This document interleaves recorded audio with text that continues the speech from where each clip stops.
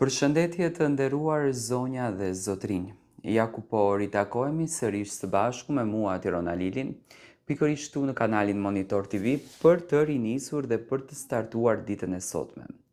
Do të flasim për një ngjarje që në fakt ka marrë një vëmendje të jashtëzakonshme për media. Tani mua më vjen shumë keq që duhet të flas sepse ditë më parë kam dëgjuar një intervistë të bashkëshortit të Sarës, i cili ndjehej shumë i lënduar nga gjua e urrejtjes, nga mlefi që shqiptarët i jepnin drejt saj. Familja e Sarës ishte shumë e lënduar, familja e tij ishte shumë e lënduar, por si mund të mbështesim ne Sarën kur Sara luan me kaq inat dhe me kaq mlef? Do thëmë, pse Sony mori informacione nga jashtë, nga një avantazh që kishte. Imagjinoni tani, do me thënë, Sara sa keq ka nxjerr produksionin dhe sa jo profesioniste ka nxjerr produksionin, teksa Sara nuk është aq pa logjikshme të di që ka kamerat, mos di, Sara e di shumë bukur që ka kamera. Sara e di shumë mirë që ka kamera. Tani këtu ka dy pika.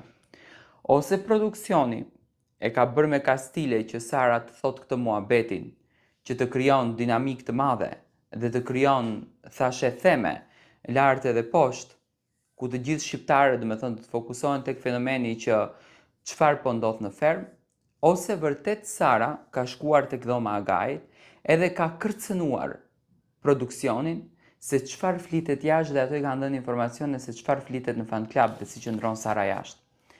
Tani, sa e pa drejtë është kjo, kundërdrejt të gjithë atyre fermerëve të tjerë, të cilët kanë njërë që në ditën zero aty, po luftojnë me mishë me shpirt, nuk flasim vetëm për mozën, flasim për gjësi. Dhe produksioni dëshiron që ta suporton Sarën, që ndoshta Sara nesër të del si ajo fituesja e një formati të tillë. Mua më vjen shumë keq, sinqerisht, edhe unë uroj që këto të mos të jenë të vërteta. Unë realisht si ndjekës i formateve të tilla, por edhe si një personazh që edhe kam votuar për banorët brenda, dua që produksioni të jetë i drejtë dhe transparent dhe ta sqaron dhe ta tregon të vërtetën se çfarë në fakt ka ndodhur me Sarën dhe çfarë informacioni është dhënë Sarës.